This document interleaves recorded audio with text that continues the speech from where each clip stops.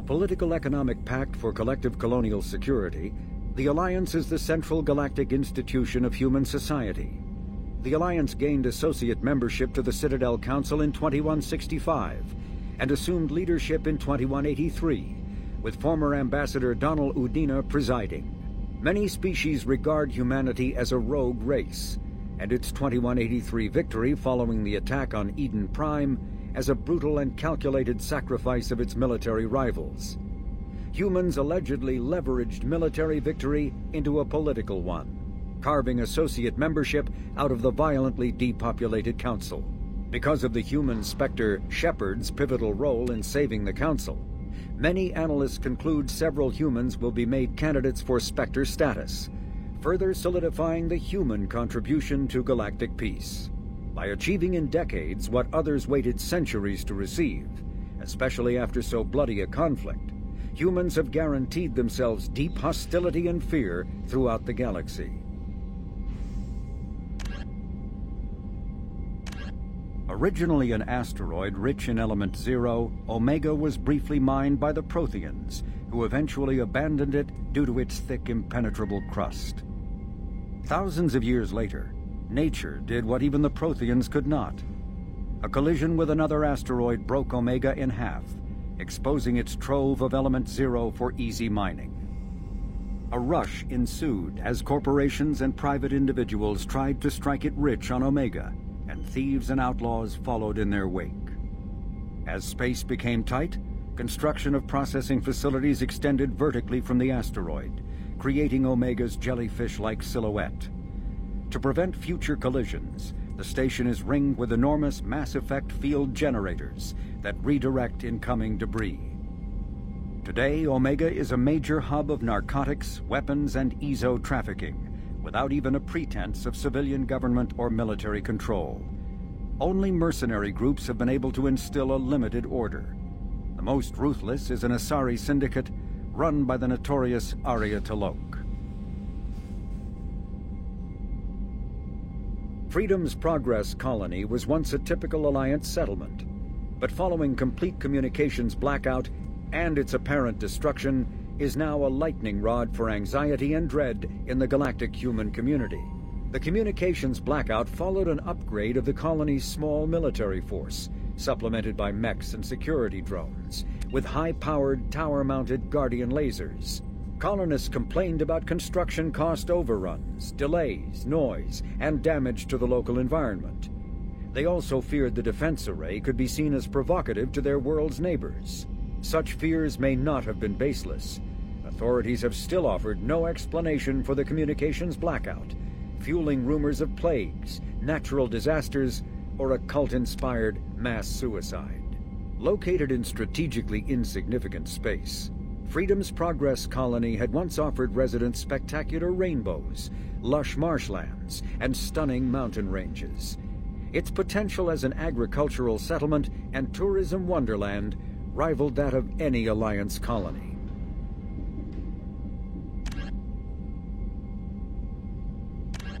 The Asari were the second species to join the Citadel. The Solarians are warm-blooded amphibians with a hyperactive metabolism. Solarians think fast, talk fast, and move fast. To Solarians, other species seem sluggish and dull-witted. Unfortunately, their metabolic speed leaves them with a relatively short lifespan. Solarians over the age of 40 are a rarity. The Solarians were responsible for advancing the development of the primitive Krogan species to use as soldiers during the Rachni Wars. They were also behind the creation of the genophage bioweapon the Turians used to quell the Krogan rebellions several centuries later. Solarians are known for their observational capability and non-linear thinking. This manifests as an aptitude for research and espionage. They are constantly experimenting and inventing, and it is generally accepted that they always know more than they are letting on. Roughly 1,200 years ago, the Turians were invited to join the Citadel Council to fulfill the role of galactic peacekeepers. The Turians have the largest fleet in Citadel space, and they make up the single largest portion of the Council's military forces. As their territory and influence has spread, The Turians have come to rely on the Solarians for military intelligence and the Asari for diplomacy. Despite a somewhat colonial attitude towards the rest of the galaxy, the ruling hierarchy understands they would lose more than they would gain if the other two races were ever removed. Turians come from an autocratic society that values discipline and possesses a strong sense of personal and collective honor. There is lingering animosity between Turians and humans over the First Contact War of 2157, which is known as the Relay 314 incident to the Turians. Officially, however, the two species are allies, and they enjoy civil, if cool, diplomatic relations.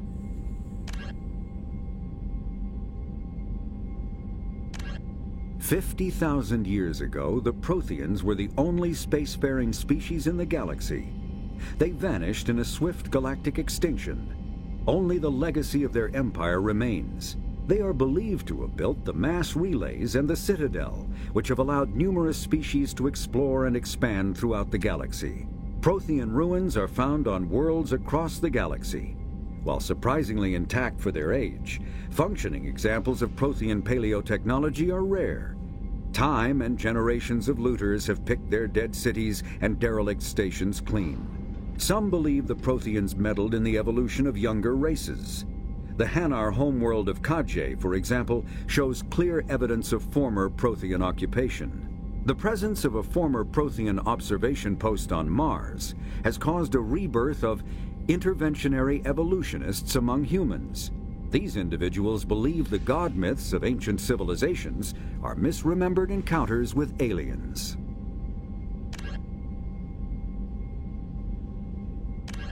In the early 2160s, the Alliance began aggressive colonization of worlds in the Skyllian Verge, much to the dismay of the Batarians, who had been developing the region for several decades.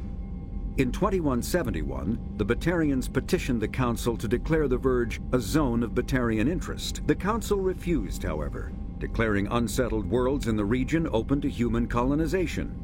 In protest, the Batarians closed their Citadel embassy and severed official diplomatic relations with the Council, effectively becoming a rogue state. They instigated a proxy war in the Verge by funneling money and weapons to criminal organizations, urging them to strike at human colonies. Hostilities peaked with the Skyllian Blitz of 2176, an attack on the human capital of Elysium by Batarian-funded pirates and slavers. In 2178, the Alliance retaliated with a crushing assault on the moon of Torfin, long used as a staging base by Batarian-backed criminals.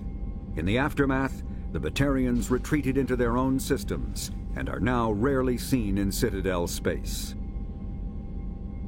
Living beyond the Omega-4 mass relay in the Terminus systems, the mysterious Collectors species is glimpsed so rarely as to be taken for a myth by most in galactic society. In reality, Collectors are human-sized insectoid bipeds and can resemble massive winged beetles. They are a terrifying force in the galaxy, responsible for the murder of hundreds of thousands. Collectors generate permanent stasis fields around themselves, creating nightmarish red-shifted energy fields. In battle, they hold position whenever possible, relying on their aggressive biotics and nearly limitless power. Several types of bipedal Collectors have been identified, including minions, defenders, zealots, assassins, and artillery operators. Acting together, Collectors have imprisoned entire cities in stasis. While no definite forensic accounting exists to explain the fate of those imprisoned, leading speculation is that victims are harvested for scientific experimentation and neurobiological repurposing. The Elcor are a Citadel species native to the high-gravity world D'Kuna. They are massive creatures, standing on 4 muscular legs for increased stability. Elcor move slowly, an evolved response to an environment where a fall can be lethal. This has colored their psychology, making them deliberate and conservative. Elcor's speech is ponderous and monotone. Among themselves, scent, slight movements, and subvocalized infrasound convey shades of meaning that make a human smile seem as subtle as a fireworks display. Since their subtlety can lead to misunderstandings with other species, the Elcor often go out of their way to clarify when they are being sarcastic, amused, or angry. Dacuna's high gravity impedes mountain formation. Most of the world consists of flat, open plains, which prehistoric Elcor wandered across in small family bands. Modern Elcor still prefer open sky and can become restless and uncomfortable on long starship journeys. The Geth are a humanoid race of networked AIs. They were created by the Quarians 300 years ago as tools of labor and war. When the Geth showed signs of self-evolution, the Quarians attempted to exterminate them. The Geth won the resulting war. This example has led to legal, systematic repression of artificial intelligences in galactic society. The Geth possess a unique distributed intelligence. An individual has rudimentary animal instincts, but as their numbers and proximity increase, the apparent intelligence of each individual improves. In groups, they can reason, analyze situations, and use tactics, as well as any organic race. Geth space is located at the trailing end of the Perseus Arm, beyond the lawless Terminus systems. The Perseus Veil, an obscuring dark nebula of opaque gas and dust, lies between their space and the Terminus systems. The Hanar are a citadel species known for excessive politeness. They speak with scrupulous precision and take offense at improper language. Hanar that expect to deal with other species take special courses to help them unlearn their tendency to take offense at improper speech. All Hanar have two names. The face name is known to the world. The soul name is kept for use among close friends and relations. Hanar never refer to themselves in the first person in conversation with someone they know on a face name basis. To do so is considered egotistical, so instead they refer to themselves as this one, or the impersonal it. Their homeworld, Kaje, has 90% ocean cover and orbits an energetic white star, resulting in a permanent blanket of cloud. Due to the presence of Prothean ruins on the world, many Hanar worship them, and Hanar myths often speak of an elder race that civilized them by teaching them language. A myth common to several cultures in the galaxy. Reapers were imagined to be space monsters who consumed entire stars. Archaeologists and mythologists attempting to uncover sources for such myths have yielded little, except interstellar religious themes of all-consuming devils common to primitive cultures. The Krogan evolved in a hostile and vicious environment. Until the invention of gunpowder weapons, eaten by predators was still the #1 cause of Krogan fatalities. Afterwards, it was death by gunshot. When the Solarians discovered them, the Krogan were a brutal, primitive species, struggling to survive a self-inflicted nuclear winter. The Solarians culturally uplifted them, teaching them to use and build modern technology, so they could serve as soldiers in the Rachni War. Liberated from the harsh conditions of their homeworld, the quick-breeding Krogan experienced an unprecedented population explosion. They began to colonize nearby worlds, even though these worlds were already inhabited. The Krogan rebellions lasted nearly a century, only ending when the Turians unleashed the Genophage, a Solarian-developed bioweapon that crushed all Krogan resistance. The Genophage makes only 1 in 1,000 pregnancies viable, and today the Krogan are a slowly dying breed. Driven from their home system by the Geth nearly 3 centuries ago, most Quarians now live aboard the Migrant Fleet, a flotilla of 50,000 vessels ranging in size from passenger shuttles to mobile space stations. Home to 17 million Quarians, the flotilla understandably has scarce resources. Because of this, each Quarian must go on a rite of passage known as the Pilgrimage when they come of age. They leave the fleet and only return once they have found something of value they can bring back to their people. Other species tend to look down on the Quarians for creating the Geth and for the negative impact their fleet has when it enters a system. This has led to many myths and rumors about the Quarians, including the belief that underneath their clothes and breathing masks, they are actually cybernetic creatures, a combination of organic and synthetic parts. The Volus are a member species of the Citadel with their own embassy, but they are also a client race of the Turians. Centuries ago, they were voluntarily absorbed into the hierarchy, effectively trading their mercantile prowess for Turian military protection. Erun, their homeworld, lies far beyond the normal life zone of its star. However, the world has a high-pressure greenhouse atmosphere that traps enough heat to support an ammonia-based biochemistry. As a result, the Volus must wear pressure suits and breathers when dealing with other species, as conventional nitrogen-oxygen air mixtures are poisonous to them, and in the low-pressure atmospheres tolerable to most species, their flesh will actually split open. Volus culture is tribal, bartering lands and even people to gain status. This culture of exchange inclines them to economic pursuits. It was the Volus who authored the Unified Banking Act, and they continue to monitor and balance the Citadel economy. Although they resemble a mammal-reptile cross, the Vorcha have no terrestrial analog. They are humanoid in form, but Vorcha have clusters of non-differentiated neoblast cells, like those of Earth's planarian worms. Damaged Vorcha cells mature into specialized structures to alleviate injury or stress. Transformations include thicker skin following injury, lung adaptation for barely breathable atmospheres, and stronger cardioskeletal muscle under high gravity. Skull capacity and brain size do not change, and Vorcha rarely make more than one somatic overhaul. Vorcha assault each other frequently, causing their young to gain strength, intelligence, and resilience. As a result, Vorcha see inflicting and receiving pain as normal communication. Few Vorcha study professions, in part because their average life expectancy is only 20 years. Because Vorcha can eat and breathe nearly anything, they can live almost anywhere.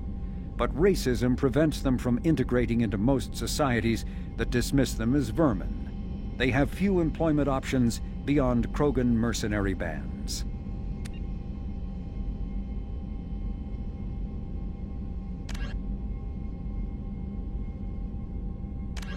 Medigel is a common medicinal salve used by paramedics, EMTs, and military personnel.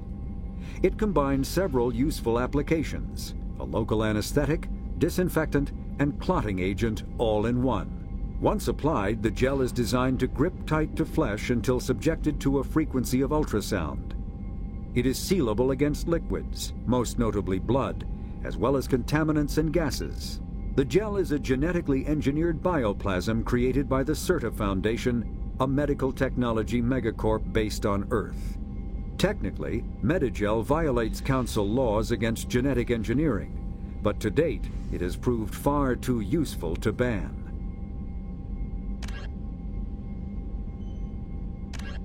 Spectres are agents from the Office of Special Tactics and Reconnaissance, and answer only to the Citadel Council.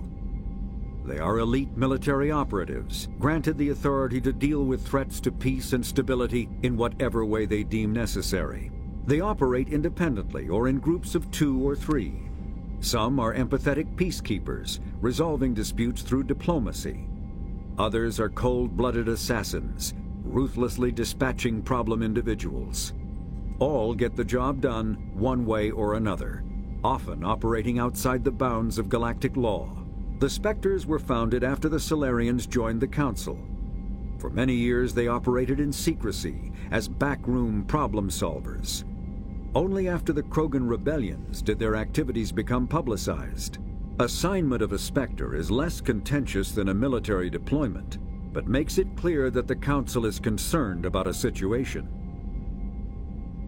The Citadel is an ancient deep space station, presumably constructed by the Protheans. Since the Prothean extinction, numerous species have come to call the Citadel home. It serves as the political, cultural, and financial capital of the galactic community. To represent their interests, most species maintain embassies on the Presidium, the Citadel's inner ring. The Citadel Tower in the center of the Presidium holds the Citadel Council chambers. Council affairs often have far-reaching effects on the rest of the galactic community. 5 arms, known as the Wards, extend from the Presidium. Their inner surfaces have been built into cities, populated by millions of inhabitants from across the galaxy. The Citadel is virtually indestructible. If attacked, the station can close its arms to form a solid, impregnable shell. For as long as the station has existed, an enigmatic race called the Keepers has maintained it. The Systems Alliance space vehicle Normandy is a prototype starship created as a joint human and Turian venture. A frigate optimized for reconnaissance missions, the vessel uses state-of-the-art stealth technology. Most ships generate tremendous heat that is easily detectable against the absolute zero background of space. The Normandy, however, temporarily sinks this heat within its hull. Because of exterior hull refrigeration, the ship can travel undetected for hours, or drift passively for days of covert observation. That heat sinking carries the risk of cooking the crew alive if the stored heat is not eventually radiated. Also contributing to stealth is the Normandy's revolutionary Tantalus drive, a Mass Effect core double the standard size. The Tantalus generates mass concentrations that the Normandy falls into, allowing it to move without the use of heat-emitting thrusters. With elaborate secrecy, Cerberus labored for years to build a new, superior Normandy. The vehicle's many alterations produced a craft nearly double the original size, requiring an even larger Tantalus drive core to compensate. The new Normandy features greater space in living quarters, research laboratory, observation deck, and cargo bay. Its shuttle can make landings the Normandy cannot attempt. In addition to tight beam communicators, Normandy's Quantum Entanglement Communicator, QEC, provides instantaneous contact with the elusive man. The Enhanced Defense Intelligence, AI, coordinates many of the ship's combat functions, assisting and even supplanting human piloting. Potential upgrades are numerous. The airframe could support additional armor and an axial mass accelerator. The thrusters could support recent advances in fuel technology beyond H2O2 chemical rockets. And the hull can mount double the standard number of kinetic barrier projectors, leaving space for stronger shields, easily sustainable via the new EZO drive core. The Systems Alliance UT-47 drop shuttle landing craft holds 12 soldiers in a cramped, uncomfortable cargo bay and 2 more in the cockpit.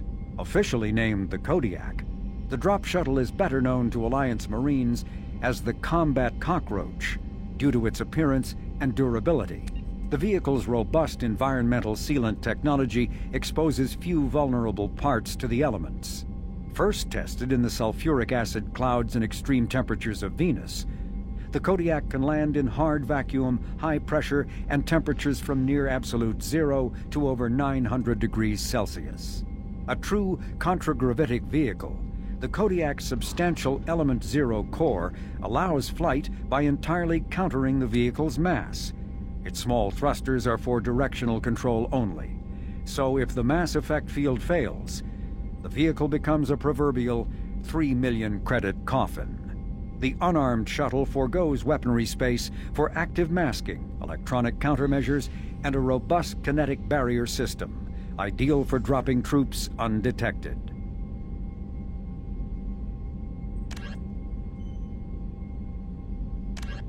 Immediately following the First Contact War, an anonymous extranet manifesto warned that an alien attempt at human genocide was inevitable. The manifesto called for an army, a Cerberus, to guard against invasion through the Charon Relay. Derided as survivalist rhetoric written by an elusive man, the manifesto and its anonymous author soon fell off the media radar. But in 2165, terrorists stole antimatter from the SSV Geneva. The sole figure arrested named his sponsor Cerberus. Throughout the 2160s and 2170s, alleged Cerberus agents assassinated politicians, sabotaged starships bearing EZO, and conducted nightmarish experiments on aliens and humans. Denounced as human supremacist, Cerberus calls itself human survivalist. Counter-terror experts speculate Cerberus may have changed leadership with its recent shift to stockpiling ships, agents, and weapons. Whether he, she, or they, the elusive man hides his finances hidden behind shell companies. Few doubt he will kill anyone attempting to expose him. The reclusive tycoon calling himself the Elusive Man is a human nationalist focused on advancing human interests, whatever the cost to non-humans. The Citadel Council regards him as a fanatic, posing a serious threat to galactic security. A mysterious maverick, to say the least, the Elusive Man heads the Cerberus network. Dubbed the Elusive Empire by investigators, Cerberus is an allegedly untraceable syndicate of private intelligence agencies, biotics laboratories, engineering and scientific research teams, and lucrative front companies. Branded a terrorist and seditionist organization by authorities, Cerberus is the only human power base other than the Terra Firma Party, strong enough to embarrass, if not threaten, the Council and its human representatives.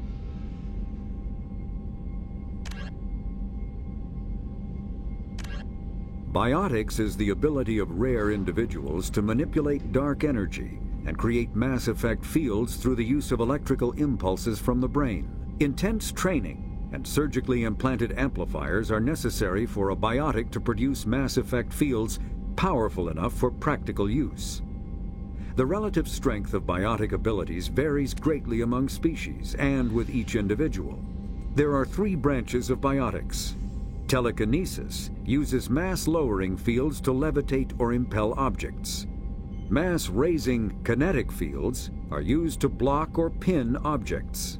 Spatial distortion uses rapidly shifting mass fields to shred objects. Most organic species are capable of developing biotic abilities, though there are risks involved. Biotics are the result of an in utero exposure to element 0. This usually causes fatal cancers in the victim, but in rare cases, it coalesces into nodules within the fetus's developing nervous system. Omni-tools are handheld devices that combine a computer microframe, sensor analysis pack, and manufacturing fabricator. Versatile and reliable, an Omni-tool can be used to analyze and adjust the functionality of most standard equipment, including weapons and armor, from a distance. The fabrication module can rapidly assemble small 3-dimensional objects from common reusable industrial plastics, ceramics, and light alloys. This allows for field repairs and modifications to most standard items, as well as the reuse of salvaged equipment. Omni-tools are standard issue for soldiers and first-in colonists. When subjected to an electrical current, the rare material dubbed Element 0, or EZO, emits a dark energy field that raises or lowers the mass of all objects within it. This mass effect is used in countless ways, from generating artificial gravity to manufacturing high-strength construction materials. It is most prominently used to enable faster-than-light space travel. EZO is generated when solid matter, such as a planet, is affected by the energy of a star going supernova. The material is common in the asteroid debris that orbits neutron stars and pulsars. These are dangerous places to mine, requiring extensive use of robotics, telepresence, and shielding to survive the incredible radiation from the dead star. Only a few major corporations can afford the setup costs required to work these primary sources. Humanity discovered refined Element 0 at the Prothean Research Station on Mars, allowing them to create mass effect fields and develop FTL travel. Mass relays are feats of Prothean engineering advanced far beyond the technology of any living species. They are enormous structures scattered throughout the stars and can create corridors of virtually mass-free space, allowing instantaneous transit between locations separated by years or even centuries of travel using conventional FTL drives. Primary mass relays can propel ships thousands of light years, often from one spiral arm of the galaxy to another. However, they have fixed one-to-one connections. A primary relay connects to one other primary relay and nowhere else. Secondary relays can only propel ships across a few hundred light-years. However, they are omnidirectional. A secondary relay can send a ship to any other relay within its limited range. There are many dormant primary relays whose corresponding twins have not yet been located. These are left inactive until their partner is charted, as established civilizations are unwilling to blindly open a passage that might connect them to a hostile species. Element Zero can increase or decrease the mass of a volume of space-time when subjected to an electrical current. With a positive current, mass is increased. With a negative current, mass is decreased. The stronger the current, the greater the magnitude of the dark energy mass effect. In space, low-mass fields allow FTL travel and inexpensive surface-to-orbit transit. High-mass fields create artificial gravity and push space debris away from vessels. In manufacturing, low-mass fields permit the creation of evenly blended alloys, while high-mass compaction creates dense, sturdy construction materials. The military makes extensive use of mobility-enhancing technologies, with Mass Effect utilizing fighting vehicles standard frontline issue in most military forces. Mass Effect fields are also essential in the creation of kinetic barriers or shields to protect against enemy fire.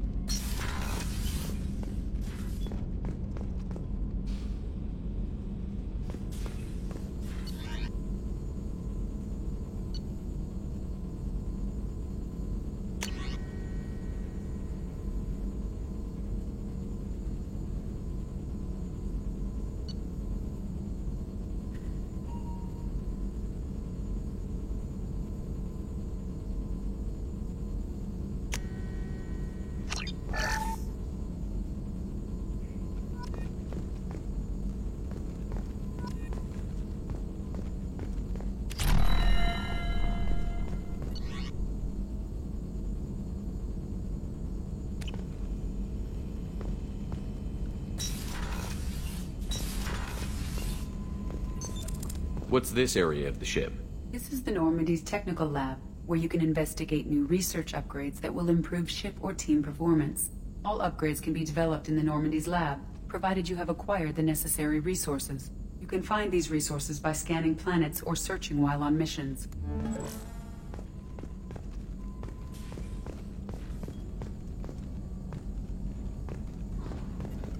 Shepard, how can I help?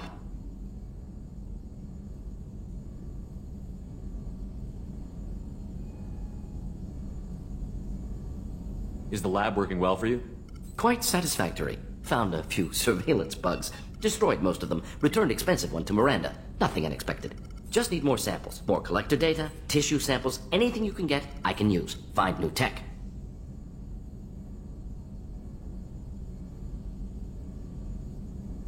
Are there any medical concerns I should be aware of on the team? Cerberus personnel in excellent condition. No squad concerns to report. Always some matters, but nothing affecting immediate mission. Any ideas on other ways to prepare for the collectors? Ideas, yes. Expensive, but possibly valuable. Can show you.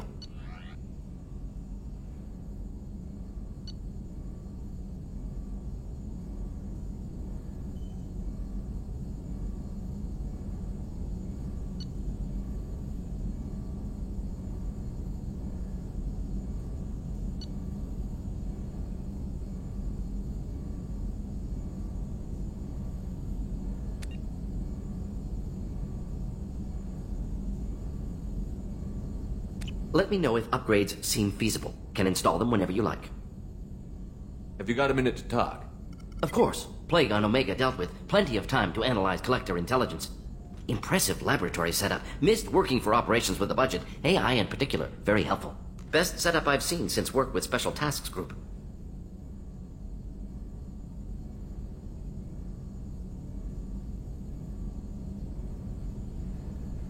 It must have been frustrating working on Omega with such a limited facility.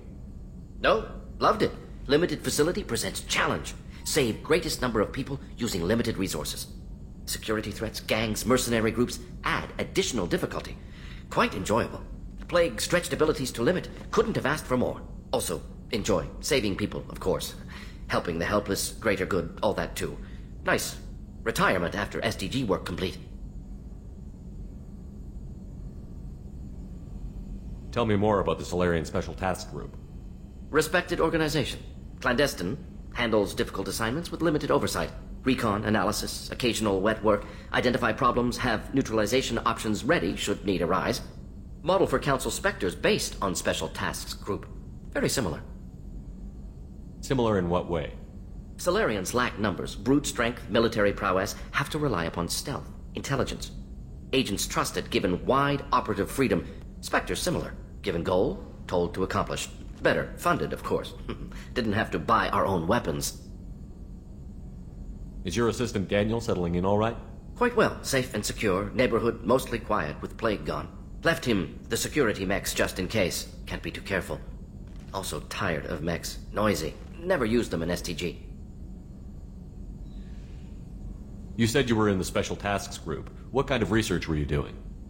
Not simply research. Several recon missions. Covert, high risk, served under young captain named Kirihi. Studied Krogan genophage, took water, tissue samples from Krogan colonies. Nice talking with you, Mordin. Should get back to work. Need to study. So much data. Here if you need me.